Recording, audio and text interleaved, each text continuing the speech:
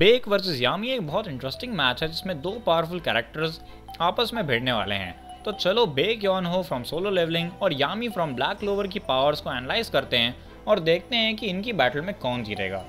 तो welcome to the showdown series, जहां पे हम हर हफ्ते एक एपिक एनिमे बैटल का डिस्कशन करते हैं। तो चलो सबसे पहले बात करते हैं बेक योनहो की। एबिलिटीज़ की बात करें तो उनमें सबसे पहले आता है transformation. Baek powerful white tiger beast में ट्रांसफॉर्म हो सकता है, जो कि उसकी फिजिकल स्ट्रेंथ, स्पीड और ड्यूरेबिलिटी तीनों को ही इंक्रीज कर देता है।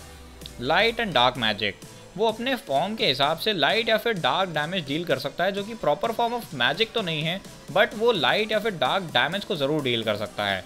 नंबर 3, ब्रेक इफेक्ट, वो अपने अटैक्स में ब्रेक इफेक्ट को यूज़ करता है, जिससे कि एनिमीज़ पे लगने वाला डैमेज बहुत गुना इंक्रीज हो जाता है।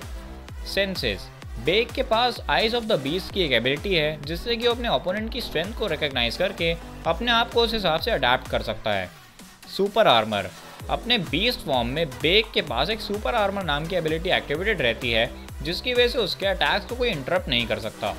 फिजिकल एबिलिटीज़, अपने ह्यूमन फॉर्म में भी बेक बहुत स्ट्रॉन्ग और ड्यूरेबल है, इतना ज़्यादा कि वो बाकी एस रैंक हंटर्स के साथ भी स्पारिंग करता है। अब क्योंकि हमने बेक की सारी एबिलिटीज़ डिस्कस कर ली हैं, तो चलो यामी की बात करते हैं। अब यामी की बात करें तो उनमें सबसे पहले आता है डार्क मैजिक।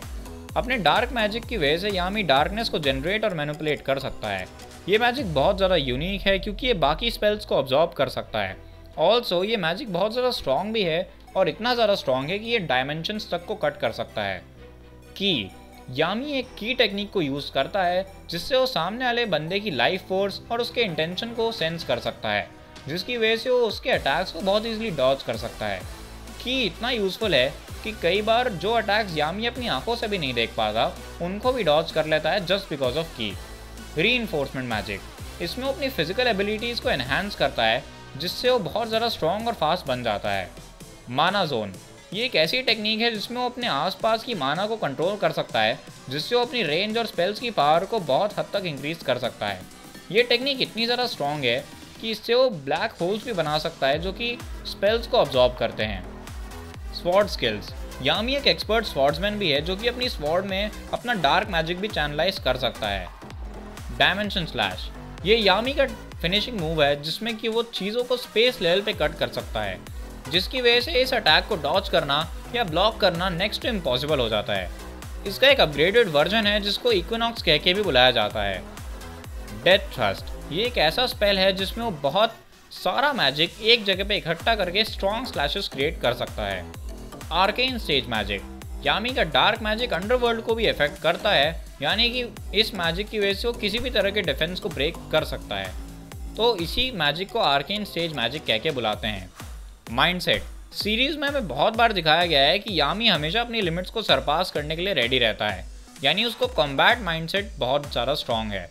अब क्योंकि हमने दोनों की एबिलिटीज़ को कंपेयर कर लिया है, तो चलो देखते हैं कि इन दोनों में जीतेगा कौन। अब सबसे पहले स्पीड की बात करें तो ये दोनों ही बहुत ज़्यादा फास्ट है। बेक का बीस्ट फॉर्म उसकी स्पीड को बहुत ज़्यादा एनहांस कर देता है, बट यामी के पास स्पीड के साथ साथ अपनी की और माना जोन की भी एबिलिटी है, जिससे कि वो लाइट स्पीड लेवल्स के भी अटैक को डॉज कर सकता है। अटैक, बेक के अटैक्स बहुत ज़्यादा डिवास्टेटिंग है, प्लस अगर वो अपना ब्रेक इफेक्ट अप्लाई करे तो उससे उसके अटैक्स और ज़्यादा स्ट्रॉन्ग हो जाते हैं। वहीं पे दूसरी तरफ यामी के डार्क मैजिक में बहुत ज़्यादा वेराइटी है, खासकर उसका डायमेंशन स्लैश। ये अटैक लिटरली स्पेस के थ्रू कट कर सकता है। बेक के लिए ये अटैक काउंटर करना बहुत मुश्किल हो जाएगा, बेशक वो कितना भी ड्यूरेबल क्यों ना हो।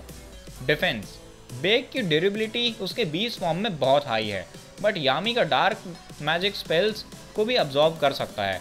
अब बेक डायरेक्टली तो कोई मैजिक यूज़ नहीं करता, बट उसके लाइट और डार्क अटैक शायद से यामी के मैजिक के अंडर अब्जॉर्ब हो जाएं। अब अगर हैक्स की बात करें तो ये वो मोमेंट है जहाँ पे यामी और बेक की बैटल में यामी क्लियरली बेक को ओवरपार करेगा। उसका डायमेंशनल स्लैश उसको बहुत एडवांटेज देगा, क्योंकि ये अटैक में सामने वाले की ड्यूरेबिलिटी की कोई वैल्यू नहीं है। अब अपनी की वजह से वो बेक की मूवमेंट्स को प्रिडिक्ट कर सकता है, यानी कि बेक के पास जो भी स्पीड का एडवांटेज था वो भी नहीं होगा। और अपनी माना जोन की वजह से वो अपनी रेंज और पावर को बहुत हद तक बढ़ा सकता है। अब अगर कंक्लूजन की बात करें तो बेक एक बहुत पावरफुल एस रैंक हंटर है, बट यामी का डार्क मैजिक, खासकर उसका डायमेंशनल स्लैश और उसकी की वजह से उसको बहुत एडवांटेज मिलेगा। यामी ने बहुत ऐसे ओपोनेंट्स को हराया है जिनकी रॉ पावर बेक के लेवल की है, तो इतना एडवांटेज की वजह से यामी इस बैटल में जीत जाएगा।